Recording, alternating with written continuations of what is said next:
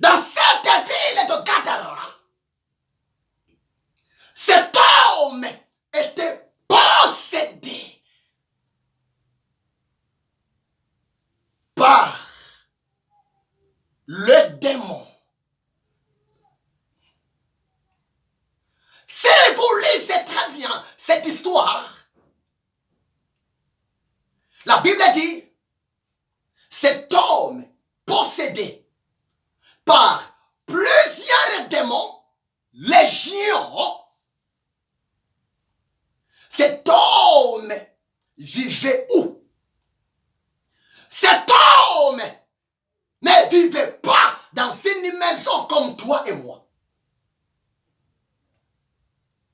Cet homme possédé, il vivait où? Dans le sépulcre, au cimetière. Écoutez-moi très bien. Ce n'était pas sa pensée à lui. Ce n'était pas son souhait d'aller vivre au cimetière, de dormir dans des sépulcres. Non.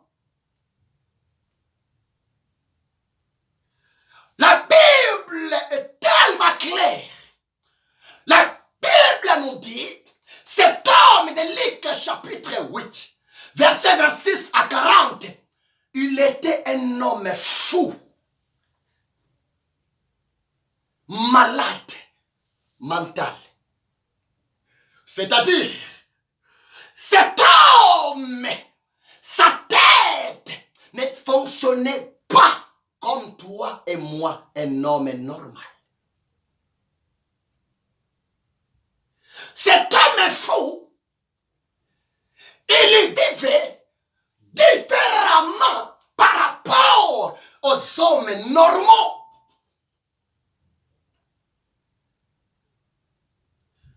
La Bible dit, cet homme fou, sa demeure, c'était au sépulcre. Il mangeait dans le sépulcre. Il prenait sa douche dans le sépulcre. Il dormait dans le sépulcre, là où on enterrait les cadavres, les morts. Oh, il était malheureux. Lisez bien cette histoire. Le fou de Gadara. Cet homme, il avait aussi une famille comme toi et moi. Mais par rapport à sa maladie, par rapport à son problème, même le membre de sa famille était incapable pour résoudre le problème de leurs frères. Par rapport à sa folie, même la société, les autorités de leur ville de Gadara, ils étaient incapables de maîtriser cet homme fou. Comme les autres fous, à des fois, ils vivent parmi les gens normaux. Si vous lisez bien cette histoire, la Bible dit, voire même la famille de cet homme et les autorités de leur pays, à des fois, pour maîtriser cet homme possédé de la folie de plusieurs années, à des fois, les autorités, les membres de sa famille, liaient ses deux mains, liaient ses deux pieds, moyennant des barres de fer, moyennant des cordelettes, moyennant des ceintures dures. Mais que dit la Bible?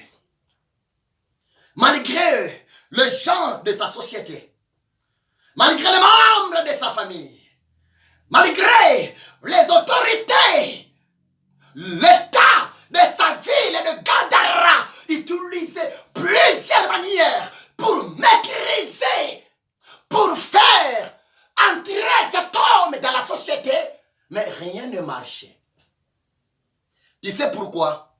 C'est parce que l'homme était possédé, non pas par un démon, mais l'homme était possédé.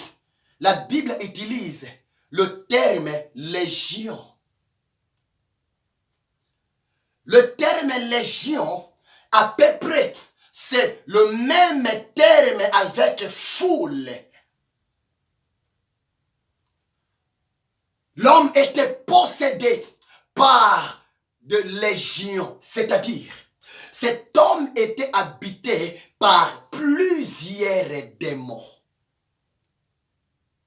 Cet homme, de Luc 8, 26 à 40, son corps, son âme, son esprit était devenu, en quelque sorte, le temple des démons. L'appartement privé de démons. Cet homme, sa vie était devenue une résidence privée du diable Satan. Oh, il était malheureux. Satan est méchant. La vie de ce monsieur était détruite. Moi, je pense que si cet homme, il avait une femme, moi, je pense que si cet homme, il avait même des enfants comme toi et moi, je pense que les enfants de cet homme fou possédaient des légions dans la ville de Gadara. Ces enfants étaient de malheureux. Les enfants manquaient de l'affection de leur papa. Bien-aimé, l'affection est naturelle. On ne force jamais l'affection. Ma sœur, l'affection est naturelle. En quelque sorte, l'affection, c'est comme si elle est liée au niveau du sang. Les enfants de cet homme étaient de malheureux. La femme de cet homme était une femme malheureuse.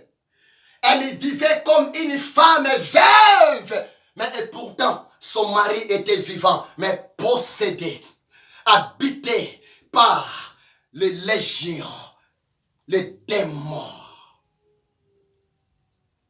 Lisez bien l'histoire. La Bible déclare, jusqu'à tel point, il y avait une route au niveau des cimetières. Jusqu'à tel point, si à des fois, les gens venaient pour enterrer leurs morts, leurs cadavres, les fous de Gadara commençaient même à les poursuivre avec des cailloux. Oh, c'est terrible, mes amis. C'est terrible. Cet homme est fou. Pendant que les autres venaient pour enterrer leurs morts, cet homme fou s'opposait aux enterrements de la société. Ah, des fois, cet homme fou disait aux autres personnes qui venaient enterrer leurs cadavres, n'approchez pas ici. Ici, c'est ma parcelle. Ici, c'est mon habitation. Ici, c'est mon appartement. Ne venez pas. Oh, c'était triste. C'était terrible. Voire même, il était devenu un fardeau contre la société. Et cet homme possédé, l'homme, le fou de Gadara, il était connu en son temps comme l'homme le plus dangereux,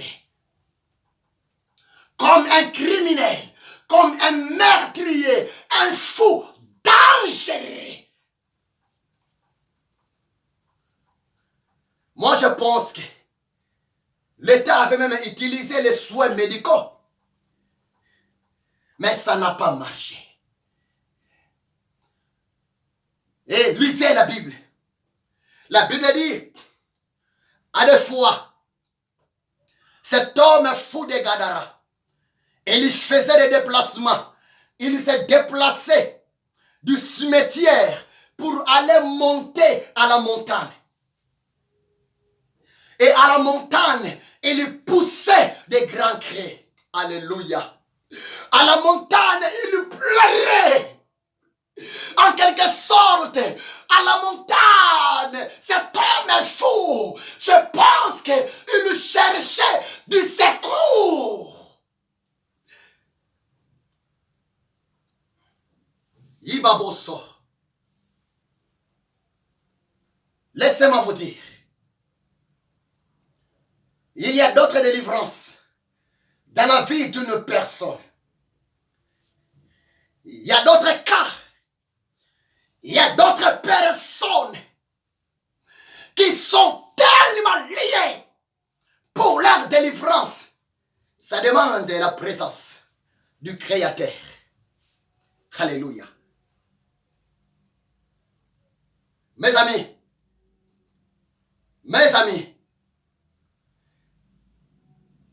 cet homme s'est blessé. Cet homme s'est jeté. À des fois, en quelque sorte, cet homme cherchait même à mettre fin de sa vie, à se suicider. Mais l'esprit même des morts qui habitait en lui ne permettait même pas de détruire la vie de cet homme fou. Je vous le dis, le diable est tellement méchant. Le diable avait rendu cet homme de Gadara l'homme le plus malheureux. Le diable avait mis dans la vie de cet homme plusieurs démons. Cet homme était possédé par les démons de la pauvreté, possédé par les démons de la folie, prévenait qu'il était fou. Il était possédé par les démons de l'impudicité. Il était possédé par le démon du meurtre. Il était possédé par plusieurs types de démons. De milliers de démons. Mais un jour, Jésus-Christ, le Dieu de cas impossibles, Jésus-Christ, l'espoir des oubliés, un jour, Jésus-Christ, le Dieu des orphelins, le papa des orphelins, un jour, Jésus-Christ, le mari de veuve, depuis le ciel, il avait eu pitié pour la vie de cet homme, le fou de Gadara. Et le Seigneur s'est décidé, ces jours-là, de venir libérer sous l'influence diabolique, satanique, cet homme fou de Gadara. Le cas de cet homme était un cas impossible, irrésolu devant le Créateur de ce monde. Mais devant le Créateur, Yehoshua HaMashiach, le cas impossible n'existe pas. C'est pour cela nous devrons aimer Jésus. C'est pour cela, pasteur, l'homme de Dieu, prophète, servante de Dieu, serviteur de Dieu, je vous demande, s'il vous plaît, dans vos prédications, dans vos enseignements, dans vos messages, vous devrez parler de Jésus-Christ au peuple. Vous devrez élever la personne de Jésus-Christ devant le peuple. Seulement Jésus-Christ de Nazareth est mieux placé pour résoudre les problèmes impossibles du peuple sur la terre. Bien-aimés, nous sommes arrivés à la fin du monde. Je bénis le Seigneur. La nuit aussi aujourd'hui. Cette nuit, pendant que j'ai dormi, le Seigneur m'a montré des choses incroyables. Je vis comment le monde des ténèbres, je vis comment les démons, je vis comment le diable avec les démons sont tellement agités parce que Jésus-Christ revient bientôt. Je vis cette nuit pendant que j'ai dormi. Je vis beaucoup de démons. Je vis beaucoup de démons. Mes amis, croyez-moi, je suis loin de Dieu. Et je vis deux personnes. J'aime partager ça avec vous. Le Seigneur m'a montré. Je vis mon père biologique. Mon père biologique, il était assis. Je vis le président Donald Trump était à côté de mon père. Mais dans cette vision, je vis, c'est comme si mon père biologique, malgré mon papa, n'est même pas un homme politicien, mais dans ma vision de cette nuit, je vis mon papa comme s'il était autoritaire. Il avait eu beaucoup de pouvoir par rapport au président Donald Trump. Et vous le connaissez très bien. Donald Trump, c'est le président des États-Unis d'Amérique. J'ai vu mon père était assis calme. Et je vis Donald Trump regarder mon père. Et c'est comme si Donald Trump attendait les consignes, attendait la permission de mon père biologique pour agir d'une manière et d'une autre dans ma vision. Et après cela, le Seigneur m'a ouvert encore les yeux. J'ai vu, mes amis, les animaux sauvages. J'ai vu des dragons incroyables, bien-aimés. J'ai vu des lions, un lion tellement robuste, même x5 par rapport à un éléphant. Et les animaux sauvages, ils massacraient la population. J'ai vu des créatures bizarres, ils massacraient la population. Et moi, dans cette vision, je faisais que pleurer. Les larmes coulaient dans mes yeux. Je pleurais. Et en même temps, je demandais à Dieu, Seigneur, s'il vous plaît, épargne ton peuple. Jésus, s'il vous plaît, épargne ton peuple. Mes amis, je vis cette vision la nuit aujourd'hui. Nous sommes arrivés à la fin du monde. Croyez-moi, c'est la vérité. Nous sommes arrivés à la fin du monde. Le diable, Satan, ces démons sont tellement déterminés pour continuer à attaquer, à combattre le chrétien, le peuple de Dieu. Mais le diable hésite encore parce que le retour de Jésus-Christ n'est pas encore arrivé. Après l'enlèvement, le monde va subir la grande tribulation. Dans cette vision, c'est facile à comprendre. Mon papa biologique que je vis, c'est rien que l'image de l'Éternel Dieu. Mon Dieu s'est révélé à moi. Je vis la face de mon Dieu aujourd'hui sous la figure de mon père biologique. Tandis que Donald Trump représente qui? Donald Trump représente le diable et Satan qui dirige le monde. Vouloir ou pas, c'est l'Amérique qui est la grande puissance. C'est l'Amérique qui dirige le monde. Vouloir ou pas, c'est l'Amérique qui est la grande puissance mondiale. Or, selon 1 Jean chapitre 5, verset 19, la Bible déclare, le monde entier est sous la puissance du malin, sous la puissance du diable. Je n'ai pas dit que Donald Trump est le diable, non. Son Excellence, le président Donald Trump n'est pas le diable. Donald Trump est l'image de Dieu. Mais par rapport à ma vision, Donald Trump représente l'homme qui dirige le monde. Or, prophétiquement, spirituellement parlant, l'homme qui dirige le monde, c'est le diable, le Satan. C'est ça l'interprétation de ma vision que j'ai vue la nuit. C'est pour cela que le Saint-Esprit m'a dit de vous prêcher ce message.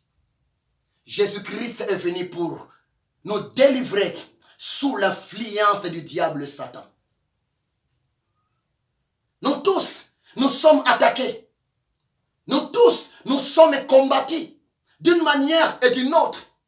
Même moi qui vous prêche, je suis combattu d'une manière et d'une autre.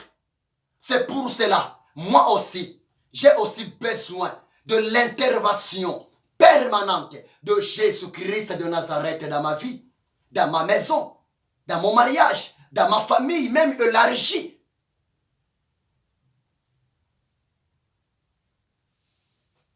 Croyez-moi, c'est la vérité. Si le chrétien continue à dormir spirituellement, moi je vous le dis, le monde des ténèbres, le diable avec ses démons, et il continue à travailler. Il continue à massacrer. C'est pour cela, mettons-nous debout. Réveillons-nous.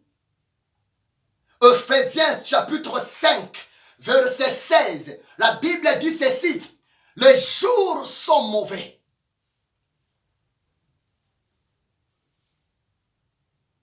Luc chapitre 8, verset 26 à 40.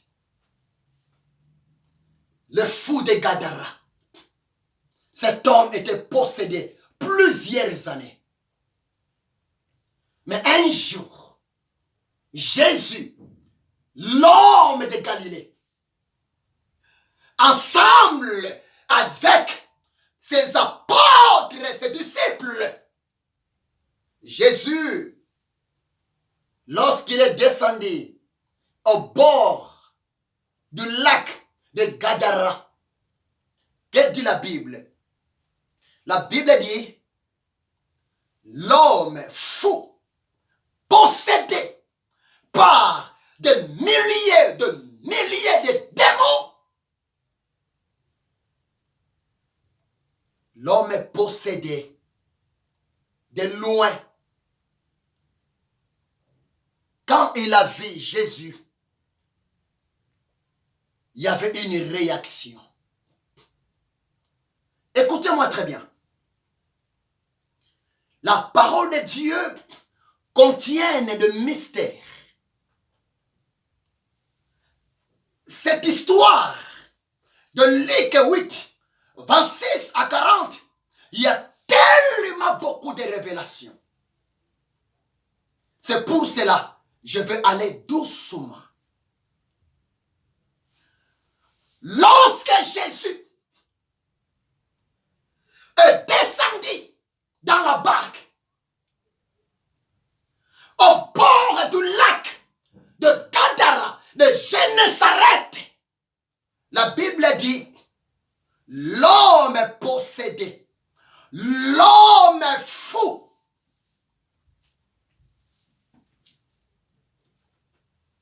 s'est approché. Je vais lire.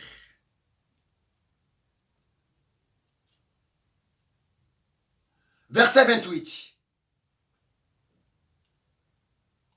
Ayant vu Jésus, il poussa un grand crie, se jeta à ses pieds et dit d'une voix forte, qu'y a-t-il entre moi et toi, Jésus, fils du Dieu très haut?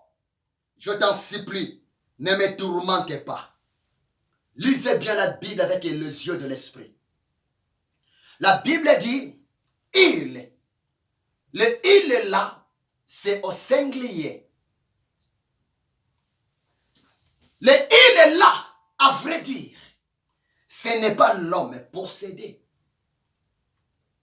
Le il là, c'est rien que l'image du diable Satan. Satan était aussi créé comme un archange. Donc,